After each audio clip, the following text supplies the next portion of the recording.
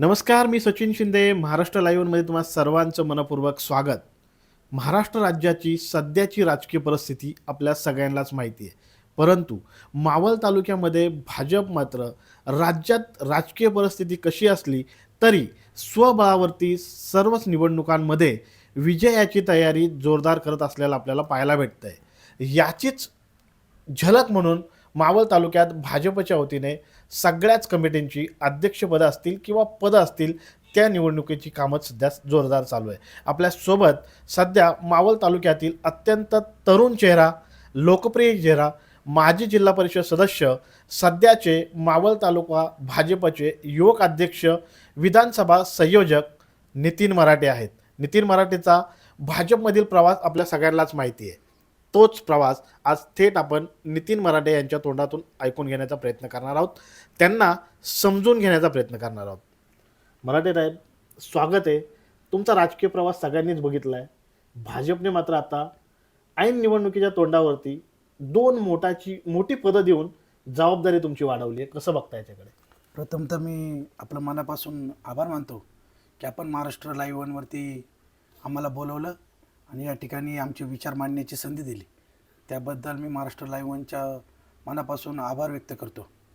आज जे महाराष्ट्रामध्ये आणि केंद्रामध्ये जे निवडणुकीचं वारं चालू झालं आहे की लोकसभा असेल, विधानसभा, योग घातलेली विधानसभा असेल किंवा ज्या नगरपालिका असतील, नगर परिषद असतील, जिल्हा परिषद असेल, पंचायत समिती, ह्या जवळजवळ सर्वच निवडणुका 2024मध्ये या चालू वर्षामध्ये पार पडणार आहेत. त्यामुळे हे पूर्ण वर्ष हे निवडणुकीचं आणि मोठ्या धामधुमीचं वर्ष असणार आहे.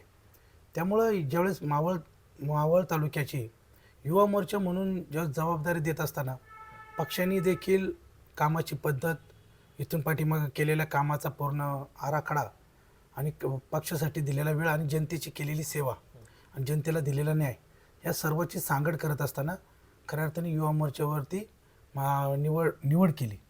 आणि त्या निवडीनंतर मावळ तालुक्यामध्ये आमची भारतीय जनता पार्टी आजपर्यंत 25 वर्ष भारतीय जनता पार्टीचे आमदार आणि पंचायत समिती असेल, नगरपालिका असेल, कॅन्टोन्मेंट बोर्ड असेल, सर्वच ठिकाणी भारतीय जनता पार्टीची सत्ता होती.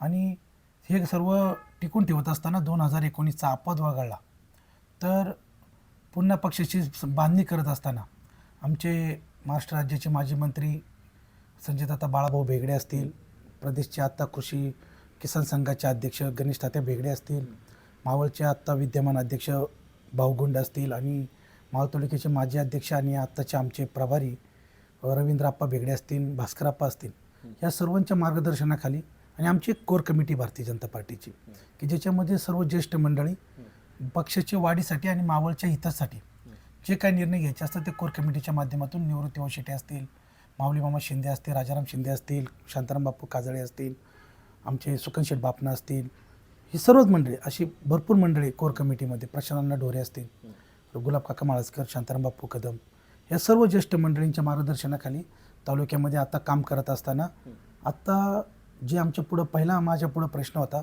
की आमच्या पार्टीमध्ये असलेल्या युवकांचं संघटन, की जे संघटन करण्यासाठी आता आम्ही गावोगावी बैठका चालू आहे, आमच्या घोंगड्या बैठका चालू आहेत.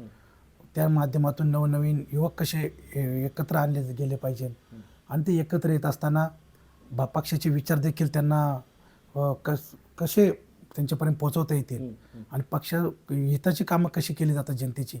ज्या युवकांना आता प्रत्येक गावामध्ये असे काही युवक आहेत की त्यांना पुढे येऊन सार्वजनिक जीवनामध्ये काम करायचे, परंतु त्यांना कुठलं व्यासपीठ उपलब्ध होत नाही. मग त्या अनुषंगाने आम्ही जेव्हा आता घोंगडी बैठका चालू केल्या प्रत्येक गावामध्ये जाऊन, त्या माध्यमातून आम्हाला असंख्य युवक, आता मला नवीन चेहरे आम्हाला मिळाले आणि आमचा दौरा आज देखील चालू आहे कंटिन्युटी. याच युवकांना एकत्र घेऊन येणाऱ्या काळामध्ये या मावळ तालुक्याच्या विकासासाठी एक नवी पिढी आणि नवे नेतृत्व तयार करण्याचा प्रयत्न भारतीय युवा मोर्चाच्या माध्यमातून आम्ही खऱ्या अर्थाने करणार आहोत.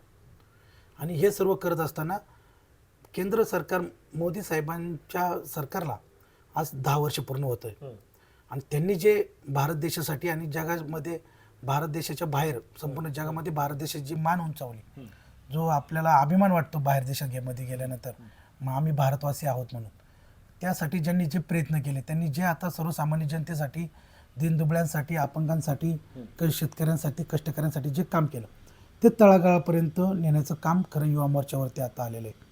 त्याच अनुषंगाने राज्य सरकार आता मला वाटतं दीड पावणे 2 वर्षापूर्वी एकनाथ शिंदे साहेबांच्या नेतृत्वाखाली आता जे सरकार आमचं युतीचं सरकार चालू आहे त्याच्यामध्ये आमचे ज्येष्ठ मार्गदर्शक आणि आमचे भारतीय जनता पार्टीचे महाराष्ट्रातले त्यांच्या हातामध्ये नेतृत्व आहे असे महाराष्ट्र राज्याचे उपमुख्यमंत्री देवेंद्रजी फडणवीस साहेब असतील आणि युतीमध्ये आता अजितदादा उपमुख्यमंत्री आपल्या पुणे जिल्ह्याचे पालकमंत्री अजितदादा पवार असतील आणि एकनाथ शिंदे साहेब ह्या डबल इंजिन सरकारने टिबल इंजिन सरकार आता एवढं जोरात मध्ये महाराष्ट्र राज्यामध्ये काम करत आहे की त्यांनी जी विकास कामं केलेली आहेत ती जनतेपर्यंत पोहोचवण्याचं काम खऱ्या अर्थाने आमच्या भारतीय जनता पार्टी युवा मोर्चाच्या माध्यमातून आम्ही काम सुरू केलेलं आहे. हे सर्व करत असताना प्रथमतः मावळ तालुक्याची तुम्ही अलीकडच्या काळामध्ये मागील 2.5 वर्षामध्ये की आमचा पक्ष ज्या संघर्षातून उभा राहिला आणि जे काम करत पुढे आले त्या संघर्षाचाच आढावा घेत की आमच्या पहिल्या पिढीने आमच्या ज्या ज्येष्ठ नेत्यांनी किंवा इथून पाठीमागे ज्यांनी काम केलं त्यांचा आदर्श घेऊन आम्ही आता पूर्ण ठरवले की त्यांचं आदर्शावर पाऊल ठेवत की त्यांनी ज्या संघर्षातून पक्ष उभा केला की ज्यावेळेस मावळमध्ये आम्हाला ते सांगतात कधी कधी आम्हाला एखाद्या गावात एक कार्यकर्ता मिळत नव्हता परंतु त्यांनी तो वेल लावलेला आज वटवृक्ष झाला आणि त्या वटवृक्षाचे सावलीखाली आता आम्ही सर्वजण आहोत. आणि त्याच अनुषंगाने 2019चा एक पराभवाचा एवढं मनाला लागलं होतं आमच्या कार्यकर्त्यांचे की ते थोडेसे नैराश्यात गेले होते परंतु आमच्या मागील अध्यक्ष असतील किंवा बाळाभाऊंनी देखील मोठी उभारी घेऊन पुन्हा पक्ष संघटना बांधण्याची तयारी चालू केली आणि त्या 2.5 वर्षानंतरच्या आता जवळजवळ आता 4.5 वर्ष झाली 2019ची विधानसभा होऊन त्यानंतर कार्यकर्ते आजपर्यंत टिकून ठेवले आणि ते प्रवाद ठेवले. त्याच कार्यकर्त्यांच्या माध्यमातून अजून नवीन कार्यकर्ते जोडण्याचं काम आम्ही युवा मोर्चाच्या माध्यमातून चालू केलं. मुद्दा असा आहे की नितीन मराठेंची युवक अध्यक्ष असेल किंवा विधानसभा संयोजकपदी निवड अशा कालखंडात झाली आहे जेव्हा भाजप प्रचंड संघर्ष करतोय. 2019ला पराभव झाला त्यानंतर आत्ताची जी भाजपची अंतर्गत परिस्थिती जर का बघितली तर ती देखील तुम्हाला माहिती आहे अंतर्गत कसा वाद चालू आहे किंवा काय गोष्टी चालू आहेत. या परिस्थितीत पक्षाला पुढे घेऊन जाणं चॅलेंजिंग वाटत नाही? नाही चॅलेंजिंग कधी वाटलं असतं ज्यावेळेस आम्ही एकटा असतो तर आज माझ्याबरोबर माझा संपूर्ण पक्ष आहे आणि ज्यावेळेस मी जिल्हा परिषदेवर निवडून आलतो सचिन भाऊ तुम्ही देखील वेळोवेळी अनुभव घेतलेला आहे. काम करत असताना आपण कधी पक्ष बघितला नाही की बाबा हा सरपंच ह्या पक्षाचा आहे की तो पक्षाचा आहे, हा भारतीय जनता पार्टीचा आहे, हा राष्ट्रवादीचा आहे, शिवसेनेचा आहे. सर्वांना न्याय देत असताना ज्यावेळेस मावळ तालुक्यातल्या एका गटातून आम्ही जिल्हा परिषदेवर निवडून गेलो त्यावेळेस लोकांनी त्यांची सेवा करण्यासाठी आम्हाला निवडून दिलं होतं. मग त्या माध्यमातून मी कधीच असं म्हटलं नाही की बाबा माझ्या निधीतून मी हे काम आणलंय. मी फक्त कार्यकर्त्यांना आणि संबंधित अधिकाऱ्यांना सांगितलं होतं की फक्त नितीन मराठेच्या प्रयत्नातून हा फंड आलेला हा जनतेचाच पैसा आहे, हा जनतेपर्यंत खऱ्या अर्थाने गेला पाहिजे. कारण का माझी पहिल्यापासून एकच व्याख्या होती. मी माझ्या सभागृहातील देखील मी तुम्हाला भाषण ऐकून की ज्यावेळेस आम्हाला एक प्रोटोकॉल आला होता की पाट्या लावायचा त्या पाट्या लावायचा असताना त्याच्यामध्ये लिहायचे की संबंधित नितीन मराठे यांच्या निधीतून. तर मी म्हटलं या निधीतून कसं काय, हा जनतेचा पैसा आहे, आम्ही फक्त लोकप्रतिनिधी म्हणून एक चांगलं काम करू शकतो म्हणून आपल्या जनतेने निवडून दिलंय. आपण त्याला न्याय देत असताना आपण प्रयत्नातूनच लिहिलं पाहिजे की जेणेकरून जनतेचा जो हक्काचा निधी आहे जनतेला जे आवश्यक काम आहे सार्वजनिक जीवनामध्ये रस्ता लाईट पाणी असेल किंवा वैयक्तिक त्यांच्या योजना असतील ते पोचवण्याचं काम फक्त आपण जिल्हा परिषदेच्या माध्यमातून एक विश्वस्त म्हणून आपल्याला करायचं आहे. मग त्या अनुषंगाने आम्ही काम करत असताना मी कधीच आम्हाला आमच्या पक्षाचे सर्व ज्येष्ठ नेते कायम सांगायचे की मावळ तालुका आपला आहे, कोणत्या पक्षाचा कोण काय ते नंतरचा पाठ, परंतु आपण काम करत असताना सर्वांना बरोबर घेऊन पुढं जायचं आहे. आणि तेच एक मनाशी खुणगाट बांधून आणि पहिल्यापासून सरपंच पदाचा PMRDचा याचा त्याचा अनुभव असल्यामुळं जिल्हा परिषदेमध्ये काम करत असताना शरद भाऊ बुटे पाटील सारखे किंवा आशाताई बुचके सारखे नेतृत्व मला मिळालं, अनुभवी नेतृत्व मिळालं की ज्यांनी मला अजून अभ्यास त्याच्यात झाला. आणि जवळजवळ सचिन भाऊ आपण जिल्हा परिषदेच्या माध्यमातून 100 ते 125 कोटीचा निधी आपण मावळ तालुक्यामध्ये आणला. आणि हे सर्व करत असताना आम्ही 5 जिल्हा परिषद सदस्य 5 जणांचं ट्युनिंग इतकं छान होतं आमचं सभागृहात की आम्ही ज्यावेळेस एखादा आमचा मावळच्या विषयी बोलत असत तर बाकीचे त्याला साथ द्यायचे आणि आम्ही 5 जणांचं एकत्र येऊन तालुक्यामध्ये जवळजवळ प्रत्येकानेच 100 कोटीच्या आसपास निधी आणला. आणि हे इतिहासात पहिल्यांदा घडलं की एवढ्या मोठ्या प्रमाणात आपल्या तालुक्यात निधी आला. आणि गावच्या वाडी वस्तीवरचा जो विकास होता, ज्या वाड्या विकासापासून वंचित राहिल्या होत्या, त्या मुख्य प्रवाहात आणण्याचं काम खऱ्या अर्थाने जिल्हा परिषद माध्यमातून आम्ही केलं. आणि हे केल्यानंतर त्याच कामाची पोचपावती म्हणून आता मला युवा मोर्चाचं पद दिलं. पण आणि तुम्ही म्हणताय की धक्काधक्की, एकीकडे तुम्ही असं म्हणताय की 5च्या 5 जिल्हा परिषद सदस्य मला मावळच्या विकासासाठी सहकार्य करत होतं, जनतेने निवडून दिलं, त्यामुळे जनतेची कामं करणं हा आमचा अजेंडा होता. तर दुसरीकडे अशी चर्चा होती की तुमचा निधी कोणतरी अडवत होतं. मग हा काय किस्सा होता नक्की? विकास कामात मग अडथळा कोण करत होता? नाही आता ते आम्ही आता युतीमध्ये आहे, त्यामुळे आम्ही काही जास्त बोलणार नाही. तर त्याबद्दल काय तेव्हा त्या विषयाच्या खूप साऱ्या बातम्या झाल्या, तुम्ही देखील त्या विषयावरती वेळोवेळी बोलत होता. हो. पण असं होत होतं का नक्की की विकास कामामध्ये अडथळा करणारी माणसं देखील आहेत? हो होत होतं असं. म्हणजे हे काय मी थांबू शकत नाही, कारण का तुम्ही जरी जिल्हा परिषदेच्या एखाद्या वरिष्ठ अधिकारी गेले ना तरी ते सांगतील की काय काय किस्से होत होते, काय काय. इव्हन काही तर आम्हाला रेकॉर्डिंग ऐकवलं होतं. आमचे जे पदाधिकारी होते, सभापती होते, अध्यक्ष होते, त्यांनी फोनवरचं रेकॉर्डिंग आम्हाला ऐकवलं होतं. शेवट त्यांना तिथं सभागृह चालवायचं होतं. आणि सभागृह चालवत असताना विरोधकांना पण बरोबर घेणं, विरोधक देखील हा विकासाचा एक मजबूत कणा आहे की विरोधकांना पण बरोबर घेऊन चालायचं. जिल्हा परिषदमध्ये आमचं सर्वांचं ठरलं होतं की विरोधक असेल, सत्ताधारी असेल, सगळ्यांनी हातात घालून आपण जिल्ह्याचा कसा चांगल्या प्रकारे विकास करता येईल. कारण का आजपर्यंतच्या याच्यामध्ये आम्ही जे ऐकलं की पुणे जिल्हा परिषद ही राज्यातली सर्वात मोठी जिल्हा परिषद, मोठं बजेट असणारी, आणि तिथं जी योजना होती ती राज्याला लागू होती. त्यामुळे आम्ही विकास करत असताना मग या अशा गोष्टी यायच्या मध्ये. परंतु जे आमचे जिल्हा परिषदचे अध्यक्ष असतील, उपाध्यक्ष असतील, सभापती असतील, सर्व यांनी कधीच म्हणजे असं दुजाभाव करून दिला नाही. काम करत असताना विरोध हा होतच असतो. पण असं कुठलं काम आहे जे तुमच्या मनाला भावलंय की ह्या जिल्हा परिषदेचं काम करत असताना 5 वर्षाचा जो काळ होता, त्या काळामध्ये असं कुठलं काम करून गेलात की त्या कामामुळे खरंच समाधान भेटलं? खरं तर रस्ता, लाईट, पाणी येतं आपण तुम्ही आम्ही कॉमन म्हणजे होतच राहतात. ते न संपणारी प्रक्रिया आहे. जरी दुसरा लोकप्रतिनिधी आला, दुसरा जिल्हा परिषद आला, आमदार आले, खासदार आले, तरी ही चालणारीच प्रक्रिया आहे. हां, परंतु याच्या पलीकडे जाऊन ज्यावेळेस आम्ही नरेगामध्ये मी ज्यावेळेस बसलो होतो त्यावेळेस मला आपले जे आत्ताचे भागवत साहेब आहेत व्हिडिओ, ते तिथं आमचे मेन इंचार्ज होते. तर भागवत साहेबांकडे ज्यावेळेस आम्ही पहिल्यांदा गेलो त्यावेळेस त्यांनी मला सांगितलं की नितीन भाऊ, तुम्ही विकास कामं करत असताना की पहिले 2रे का 3रे जिल्हा परिषद सदस्य आहे की ते पहिल्या फ्लोअरमध्ये नरेगाच्या ऑफिसमध्ये येऊन रोज येऊन माहिती घेऊन जातं ते. मग त्यांना म्हटलं मला आता रस्ता, लाईट, पाणी तर मी करणारच आहे आणि ते होतच राहणार आहे. मला माझा निधी मिळणार आहे, मी त्यातून काम करणार आहे. परंतु वैयक्तिक लोकांचं जीवनमान उंचवण्यासाठी मला प्रत्येक कुटुंबाला काय देता येईल.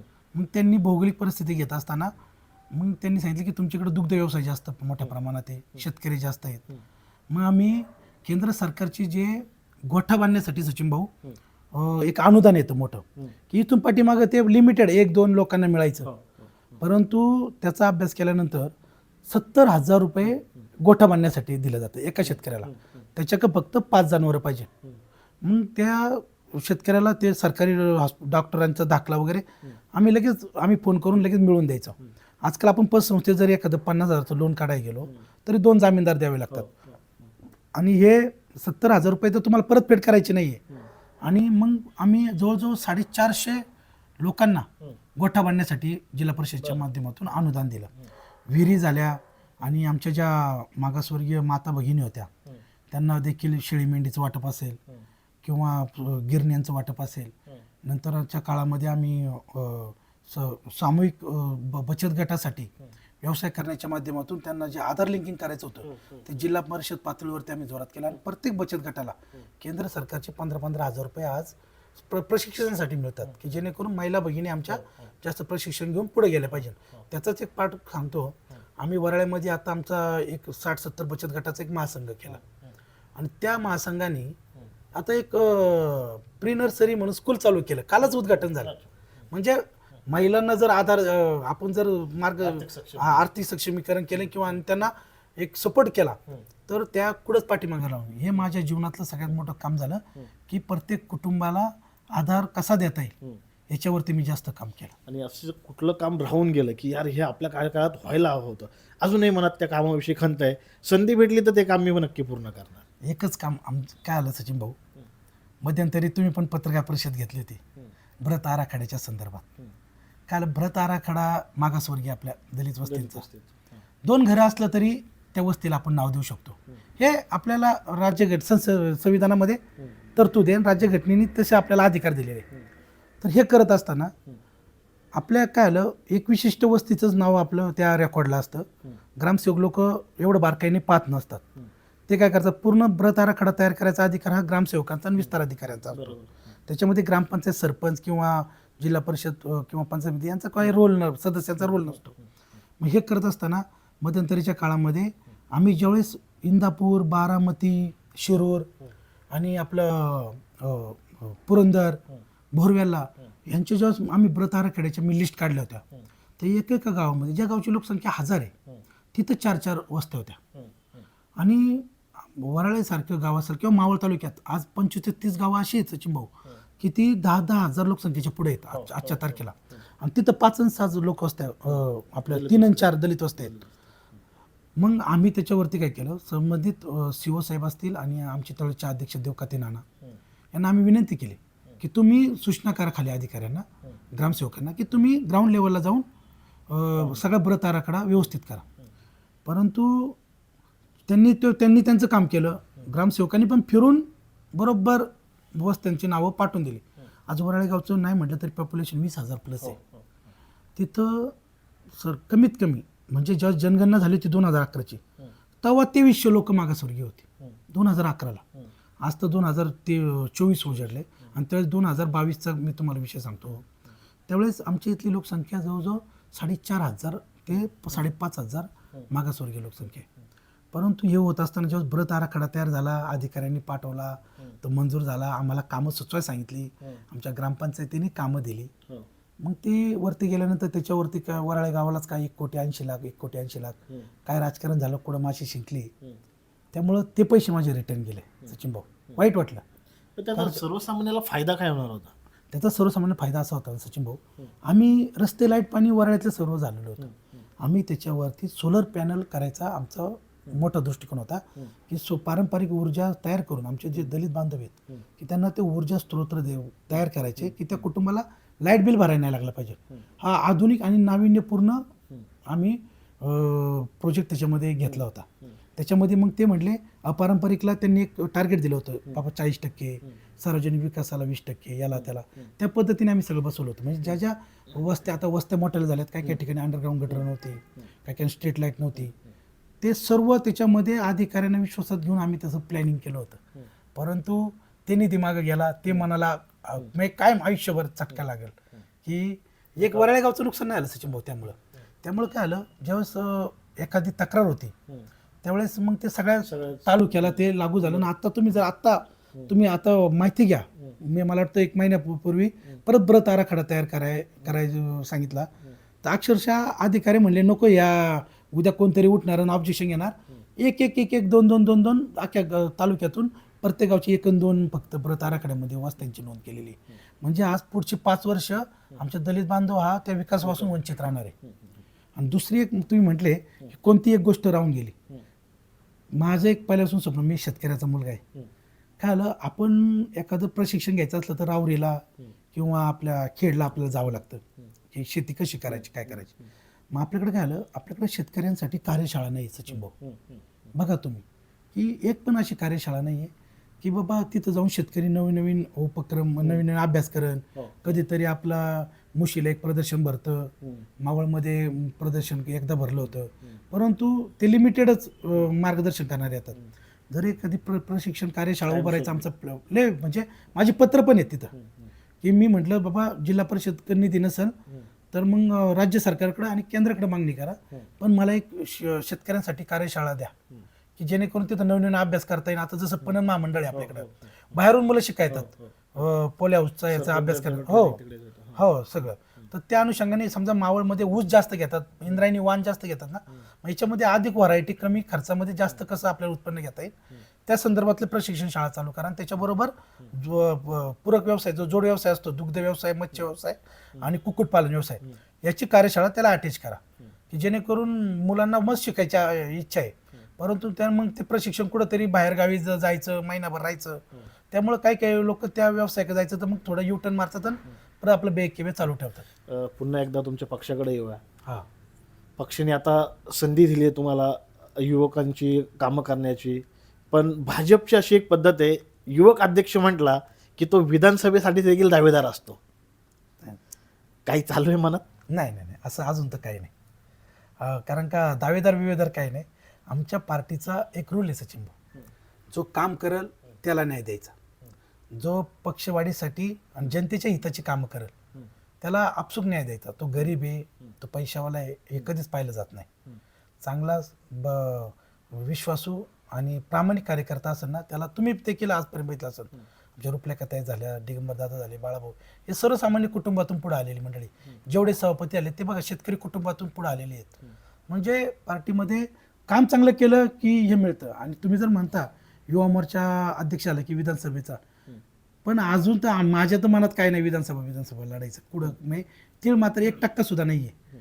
परंतु प्रामाणिक पक्षाचं काम करायचं आणि पक्ष ज्यांना उमेदवारी देईल त्यांना निवडून आणायचं, या विधानसभेत ते काम करायचं. तालुक्यात जर का सर्वसामान्यांमध्ये चर्चा चालू असेल तर नितीन मराठेंना काय प्रॉब्लेम आहे? तुम्हाला माहित नाही का की बाहेर चर्चा चालू आहे? जर का बाळाभाऊ जर लोकसभेसाठी इच्छुक असतील हो, तर मग नितीन मराठे का नाहीये? नक्की काय शंका आहे तुमच्या मनात? नाही सचिन भाऊ, आता पार्टीने खूप दिले आमच्या परिवाराला.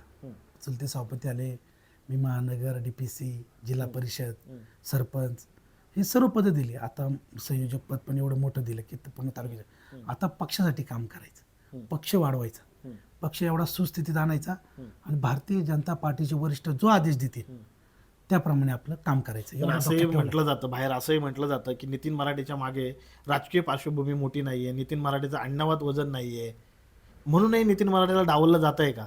नाही नाही, असं डावलं बिवलं जात नाही, काही नाही. परंतु राजकीय पार्श्वभूमी, आता तुम्ही अभ्यास करा ना, मध्य प्रदेशमध्ये काय झालं, गुजरात, राजस्थानमध्ये CM कोण झालं, उत्तराखंडमध्ये कोण झालं. म्हणजे इथं भारतीय जनता पार्टीमध्ये राजकीय पार्श्वभूमीच पाहिजे असं काही नाही. तुम्ही चांगलं काम केलं तर तुम्हाला न्याय मिळतो आणि डावलं बिवलं काय जात नाही. आता डावललं असतं तर मला युवा मोर्चा अध्यक्ष केलंच नसतं आणि ते केल्यानंतर मावळ विधानसभेचं संयोजक केलंच नसतं. उलटा आता मी पूर्ण लक्ष माझे भारतीय जनता पार्टीच्या पक्ष संघटनेकडे आणि जी जबाबदारी आपल्याला दिली, आता संयोजक पद जे दिले महाविजय 2024चं, की सर्वच्या सर्व निवडणुका आमचा भारतीय जनता पार्टी सर्वच्या सर्व निवडणुका कशा विजय होईल ह्याच्यासाठी आम्हाला ते पद दिलेलं आहे. मग त्या अनुषंगाने बघा, आता सचिन भाऊ नमो चषकचं आम्ही आयोजन करतोय मोठं. आता जो 42,000 ऑनलाईन आता ऑनलाईन आम्ही फॉर्म भरून झालेत मावळ विधानसभेतून, अजून चालूच आहे. नमो चषकच्या माध्यमातून खेळाडूंना नवीन व्यासपीठ तयार करून द्यायचा प्रयत्न भाजपा युवा मोर्चाच्या महाराष्ट्र प्रदेशच्या माध्यमातून आमच्यापर्यंत तो कार्यक्रम आला आणि तो चालू आहे. त्यानंतर आता संयोजक पदावरती असल्यामुळं प्रत्येक गाववाईज आमच्या बूथ कमिट्या असतील, आमच्या गावच्या कमिट्या असतील, पक्षाच्या युवा मोर्चाच्या गाववाईज कमिट्या असतील, याच्यावरती नवीन नवीन युवकांना संधी देणं, पदभार देणं आणि त्यांच्याकडून काम करून पक्ष कसा वाढायचा याच्याकडे जास्त मी लक्ष दिलेलं आहे. 2019च्या निवडणुकीमध्ये पराभवानंतर जे तुमचे कट्टर विरोधक झाले ते आता तुमच्यासोबत सत्तेत आहे, कसं जमवून घेत आहे सध्या? सचिन भाऊ, आम्ही कधी कुणाला विरोधक मानतच नाही. खरं तर एक बाळाभाऊ असतील, आमचे रवी अप्पा असतील, भाऊ गुंड असतील, किंवा नितीन मराठे किंवा गणेश तात्या बेगडे असतील, हे आम्ही सर्व भारतीय जनता पार्टीचे कधीच कुणाला विरोधक मानत नसतो. कारण का राजकारणात राजकीय विरोध असल्याशिवाय स्पर्धा होत नाही. निवडणुका विरोध आहे म्हणून होत असतात, नाहीतर सगळ्याच निवडणुका बिनविरोध झाल्या असतात. विरोध हा असतोच. पण आत्ता जे विरोध होते, ज्यांच्यामुळे पराभव झाला, ते आपल्या सोबत आहेत. कसं घेताय मिळून जुळून? आता वरिष्ठांचा जो आदेश येईल त्या पद्धतीने आम्ही काम करायचं ठरवलंय आणि त्यामुळं आपसूक विचार एकामेकीचे जर विचार पटले तर जुळून ऑटोमॅटिक जुळलं जातं. बैठका होतात का? बसणं उठणं चालू आहे का सत्ताधाऱ्यांचं तुमचं? आत्ता आमची पहिली बैठक परवा दिवशी झाली बघा, सर्वपक्षीय. वरतून राज्य सरकारने सांगितलं 36च्या 36 जिल्ह्यामध्ये सर्व महायुतीच्या सर्व पदाधिकारी एकत्र बैठक झाली पाहिजे. आता ती बैठक झाली आहे, त्या अनुषंगाने आता जिल्हा पातळीवर झाली, नंतर तालुका पातळीवर होईल. मग त्यावेळेस अजून मनोमिलन होईल, काय उन्हे धुणे असतील तिथं निघतील. परंतु राजकारणात कधी कोण कोणाचा कायमचा शत्रू आणि कायम आणि नसो. तालुक्याच्या विकासासाठी तर शत्रुत्व काय तुम्ही आम्ही एकमेकीचा काय बांधरा काढलाय का? शेवट आपण एकमेकीच्या हातात घालून आपल्याला पुढे जायचं. मावळ तालुका जसा सेकंड होमसाठी पहिल्यापासून आपला तालुका सेकंड होमसाठी जसा प्रचलित होता, एक थंड हवेचं ठिकाण, स्वच्छ वातावरण आणि शांततामय तालुका, तोच येणाऱ्या कालावधीमध्ये कसा पद्धतीने अजून टिकून राहील त्यासाठी खऱ्या अर्थाने सर्वांनी 2019 नंतर तालुक्यामध्ये 2000 कोटीचा निधी आला आहे, एवढा निधी आला, एवढी विकास कामं चालू आहे, तुम्ही आता सत्तेत आहात, ह्या सगळ्या गोष्टी मान्य होतात का आता? नाही मान्य होण्यापेक्षा डोळ्यांना दिसतोय का विकास अजून तर जसं आपण म्हणतो 2000 कोटी आला, 1500 कोटी, 2000 कोटी येते. कसं असतं, लोकप्रतिनिधींनी पहिल्यांदा माझी प्रामाणिक माझं वैयक्तिक मत आहे सचिन भाऊ, की ज्यावेळेस आपण सांगतो की मी एवढ्या कोटीचा निधी आणला, ते केलं, हा आपला स्वतःचा निधी नाही, हा जनतेचा आहे. ज्यावेळेस जनता आपल्याला निवडून देते, मी पहिलं पण सांगितलं जिल्हा परिषदमध्ये मला मध्यंतरी काही जण म्हटले की नितीन भाऊ तुम्ही अहवाल काढा, अहवाल जाहीर करा. मी म्हटलं मी माझं कुठं काढू, हा मी जी वैयक्तिक स्वखर्चाने कामं केली ना तेवढाच अहवाल निघेल माझा, कारण का हे जनतेचा पैसा होता, मी तो केला आणि तो त्या स्थानिक जनतेला माहिती आहे की हा रस्ता कोणी केला, गटर कोणी केला, कुणाच्या प्रयत्नातून झाला, शेवट त्यांचा निधी. त्यामुळे किती कोटी आला आणि काय आला, शेवट ते जनतेचा निधी आणि तो जनतेसाठीच शेवट निवडून तुम्हाला आम्हाला त्यासाठी दिले ना लोकप्रतिनिधींना काम करण्यासाठी. त्यामुळे कामं आणि हा रस्ता, लाईट, पाणी, सार्वजनिक जीवनामध्ये ज्या ज्या वस्तू आहेत ना सचिन भाऊ, ही न संपणारी प्रक्रिया आहे. बरोबर. आत्ता 2000 कोटी आणले, पुढच्या वेळेस अजून 4000 कोटी लागेल तरी ते कमी वाटतील आपल्याला, कारण का ही प्रक्रिया चालूच आहे. त्यामुळं निधी किती आला आणि किती कामं झाली, ती लोकांच्या हिताची किती झाली हे जास्त महत्त्वाचं आम्ही मानतो. आता तुमच्यासोबत खासदार श्रीरंगप्पा बारणे आहेत आणि दुसरीकडं बाळाभाऊ देखील दावा करतात आहे लोकसभेसाठी. कसं बघताय या सगळ्या आता गुंतागुंतीच्या राजकारणाकडे? सचिन भाऊ, प्रत्येक पक्षाच्या कार्यकर्त्याला वाटत असतं की आपला पक्ष वाढावा आणि आपला पक्षाचाच आमदार खासदार असावा, प्रत्येक कार्यकर्त्याचं मत असतं आणि त्याच मताशी आम्ही सहमत आहोत. शेवट वरतून आम्हाला देखील वाटतं ना, आमचं भारतीय जनता पार्टीच्या बाळाभाऊंना जर खासदारकी मिळाली तर सर्वांना, कारण का युतीचा धर्म भारतीय जनता जेवढी पाळते तेवढी शिवसेना पण पाळू शकते. आता राष्ट्रवादी देखील आमच्या बरोबर आहे, ते देखील युतीचा धर्म पाळतील. मग तिन्ही पक्ष एकमेकीचे विजय पाळतील, परंतु प्रत्येक पक्षाला आमचा स्वातंत्र्य आहे ना, आमचा पक्ष वाढवायचा, आमचा आमदार करायचा, आमचा खासदार करायचा. जर वरिष्ठांनी जर सांगितलं, जर आम्ही जर मागणीच नाही केली तर आमचा विचार होणार आहे का की भारतीय जनता पार्टीला मावळ विधानसभा लोकसभा सोडावी म्हणून? तर ज्यावेळेस आम्ही कार्यकर्त्यांची इच्छा आहे आम्ही बोलून दाखवणार किंवा बाळाभाऊ खासदारसाठी योग्य आहेत, त्यांना एकदा न्याय द्या आणि मावळ विधानसभा मावळ लोकसभा ही भारतीय जनता पार्टीसाठी सोडा, हे आमचं मागण्याचं काम आहे. शेवट वरिष्ठ जो आदेश देतील, युतीचा धर्म तर शेवट आम्ही पाळणारच आहे, वरतून वरिष्ठांचा जो आदेश येईल आमचा राज्यातून तो त्याच आदेशावरती आम्ही काम करणार. आता लोकसभेसाठी बाळाभाऊ योग्य व्यक्ती असं म्हणताय, हो, विधानसभेसाठी कोण आहे भाजपकडून? जो वरिष्ठांचा योग्य आदेश व्यक्ती कोण आहे? वरिष्ठांचा आदेश नाही, योग्य व्यक्ती कोण आहे असं वाटतंय? योग्य व्यक्ती भारतीय जनता पार्टी मधील योग्य व्यक्ती ही आमची कोर कमिटी ठरवते सचिन भाऊ.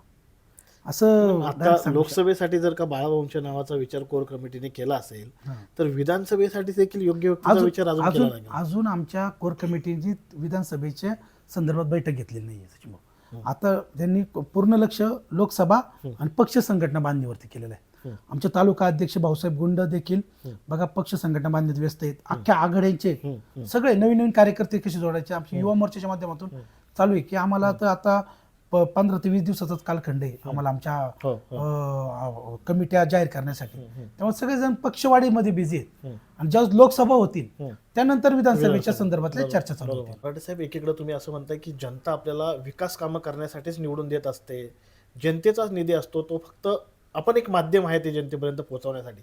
पण आता सध्याच्या राजकारणात आपण जे बघतोय, एवढ्या कोटीचा निधी मी आणला, एवढ्या कोटीची विकास कामं मी आणली, या चढाओढीकडे कसं बघता तुम्ही?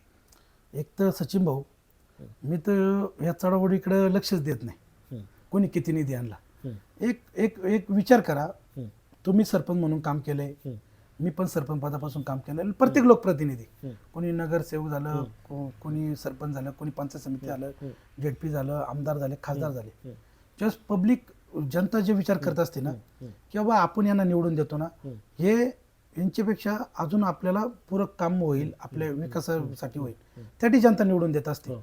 परंतु अलीकडच्या कालखंडात काय आलं, लोकप्रतिनिधींचा असा गैरसमज झाला, म्हणजे सर्वच फार गावच्या ग्रामपंचायत सदस्यापासून सोसायटीचा चेअरमन असो किंवा खासदारापर्यंत यांचा लोकप्रतिनिधी काय लोकप्रतिनिधी असा प्रोपगंडा मनामध्ये एक त्यांच्या असे हे झाले की जो निधी आम्ही आणतो खाली, की तो निधी आणतो म्हणजे तो आमच्या खिशातला निधी आहे, अशा पद्धतीने आपण जनतेमध्ये प्रेझेंटेशन करत असतो. परंतु मला या गोष्टी आजपर्यंत आवडल्या नाही. तुम्ही कधी ऑब्झर्व करा, माझ्या कोणत्याही पाट्या बघा, म्हणजे जर प्रोटोकॉली पाट्या लावायच्या होत्या म्हणून काही काही ठिकाणी तुम्ही तर पाट्या लावायला पण नाही सांगितल्या. नीट ऑब्झर्व करा, तुम्ही अधिकाऱ्यांकडून तुम्ही माहिती घेऊ शकता. किंवा नितीन मराठेंनी तुम्हाला पत्र पण दिलंय, मी निधी हा शब्द वापरू नका, कारण का ह्या जनतेचा पैसा आहे सचिन भाऊ. जेव्हा आपल्याला जनता निवडून देत असते ना, तेव्हा आपल्या त्यांना वाटतं की हा अजून चांगला आपल्यासाठी काहीतरी करेल म्हणून निवडून देत असते. आणि आपलं काम आहे. एक तर सचिन भाऊ, मी तिथं विरोधी गटामध्ये होतो, मग मला तर किती कारणं होती की बाबा मी विरोधी पक्षात आहे, मग निधी मला मिळत नाही, मग मी एवढीच काम करेन. कोणत्याही माझ्या गटातलेच नाही, तुम्ही तालुक्यातल्या कोणत्याही सरपंचाने विचार की नितीन मराठे गेलाय आणि त्याला नाही हा शब्द मी म्हटलोय. काही नाही तर मी लेटर हेडवर लगेच त्यांच्या समोर लिहून दिलं, आणि तिथं जा, माझा निधी आहे तो घ्या. तो आपल्या हिंदुरी सोमाटणे गटातला आहे का तालुक्यातला आहे, कारण का माझ्या दृष्टीने तालुका महत्वाचा आहे. शेवट आपण या मातीत जन्माला आलोय आणि या मातीतच जाणार आहे. त्यामुळे मी माझा गट सीमित नाही ठेवला, तालुकाचा हा माझा गट केलता. मग त्या अनुषंगाने मी कधीच असं टाकलं नाही की बाबा माझ्या निधीतून हे काम होते आणि ते काम होते. प्रयत्नातून काम माझे तर खरंच आपल्या माध्यमातून सर्वच लोकप्रतिनिधींना विनंती आहे की गाव पातळीवर आणि तालुका पातळीवर काम करणाऱ्या, की आपण मावळ तालुक्यापुरतं तरी आपण एक असा विचार करू आणि एक समाजापुढे आदर्श ठेवू की आम्ही जे काही विकास निधी आणून तो आपल्या निधीतून नाही, हा जनतेचा निधी आहे, जनतेसाठीच आम्ही वापरतोय. आणि जेवढा हक्काचा, एक उदाहरण सांगतो तुम्हाला, तुम्ही जिल्ह्याचं मी जेव्हा निवडून गेलो तर पहिला मी अभ्यास केला की आपण मुद्रांक किती देतो. आपल्या तालुक्यातून दरवर्षी मुद्रांक जिल्हा परिषदला जातो 100 कोटी मिळतो. 100 कोटी म्हणजे त्यातले 50% राज्याला आणि केंद्राला जातात, म्हणजे आपला जवळ 200 कोटीचा मुद्रांक जातो. आणि त्यातले 50% राज्य केंद्राला जातात आणि 50% जिल्हा परिषदला येतात असतात. आणि त्या मुद्रांकामध्ये हवेली तालुका 1 नंबरला आहे, 250 कोटी रुपये. मुळशी तालुका आहे, मावळ आहे, त्याच्या खालोखाल शिरूर आहे, आणि मग बाकीचे तालुके आहेत सर्व. परंतु मी मागचा इतिहास काढला तर जी मुद्रांक जास्त देणारी तालुके आहेत त्यांनाच निधी कमी, आणि ज्या तालुक्यांचा जिथं जास्त खरेदी विक्रीचे व्यवहार नाही होत, जमिनीला बाजार नाही, तिथं 100, 200, 300 कोटी रुपयाचा निधी त्या कालखंडामध्ये गेलेला. मग ह्या गोष्टीला फाटा पडण्यासाठी आम्ही तोच आवाज उठवला की आम्ही जेवढा निधी देतो ना तेवढा आपल्या तालुक्याला हक्काने आपल्याला आणता आला पाहिजे. आणि मग आम्ही त्याच्यावर काम चालू केलं. आणि मी काय केलं, सर्व सभापती उपसभापती सर्वांशी आपण चांगली की दुनिया चांगली असते, त्यांनी देखील मला लय सांभाळलं. म्हणजे कोणतं पत्र दिलं, देवकाते नानांनी तर अक्षरशः पत्र दिल्याबरोबर सही करायची, नितीन तू हक्कानी घेऊन जा तू सभागृहात पण व्यवस्थित वागतो, बोलतो, आणि तू राजकारणापेक्षा विकासाकडे जास्त लक्ष देतो. त्यामुळे त्यांनी मला कधीच नाही म्हटलं. पानसरे ताईंच्या माध्यमातून अगणित मला निधी मिळाला. काही योजनांमध्ये समजा एखाद्याच्या वाट्याला 5-5 शिलाई मशीन आल्या तर मला ते 10 द्यायचे. आता हा मुलगा चांगलं काम करतो, समंजसपणे करतो. म्हणजे उदाहरण आहेत, तुम्ही तालुक्याचे तुम्ही कागदावर आहे सगळं, म्हणजे मी मनाने सांगत नाही. त्यामुळे माझं तेच सांगणं आहे की आपण आपल्या तालुक्यातल्या लोकप्रतिनिधी अशीच एकजूट केली पाहिजे की बाबा मावळ तालुका जर आपण विकासाचं केंद्र बनवतोय, आज MIDC आहेत, आपल्या इथून रिंग रोड चाललाय, धरणं आहेत, आपले एक्सप्रेसवे, याच्यामध्ये जरी जमिनी गेल्या, आता गेल्या ते गेल्या, पण त्याच्यापासून आपल्या मावळ तालुक्याला काय फायदा होईल याच्याबद्दल आता इथून पुढे आपल्याला विचार केला पाहिजे. तेच रडगाणं पुढे नाही आणलं पाहिजे. याचा फायदा घेत असताना आपण आपल्या राज्यामध्ये काम करणाऱ्या सर्व पक्षाच्या लोकप्रतिनिधी आपल्या ज्येष्ठांशी भांडलं पाहिजे की आम्ही जर जमिनीचा एवढा त्याग केला तर तुम्ही आम्हाला एवढं द्या ना. आणि ते आणलं तर मी आणलं, मी पण हा बाजूला ठेवा. एकतर अहंकार, मी पण बाजूला ठेवला तरच तालुका कुठेतरी योग्यरित्या आणि आपला जो धार्मिक तालुका म्हणून ओळखला जातो आपल्या तालुक्याला, त्याचीच पुनरावृत्ती पुढं चालू राहील. त्यामुळं हमीपणा बाजूला ठेवून खरं तर सर्व लोकप्रतिनिधींनी किती निधी आणला त्यापेक्षा हा जनतेचा निधी आहे, मी जनतेसाठी आणलाय, हा तुम्ही आवर्जून सांगा. समजा सचिन भाऊनी असेल किंवा नितीन मराठेनी असेल, त्यासाठी 2 रुपयाचं काम स्वतःच्या खिशातून केलं ना, ते आवर्जून सांगा.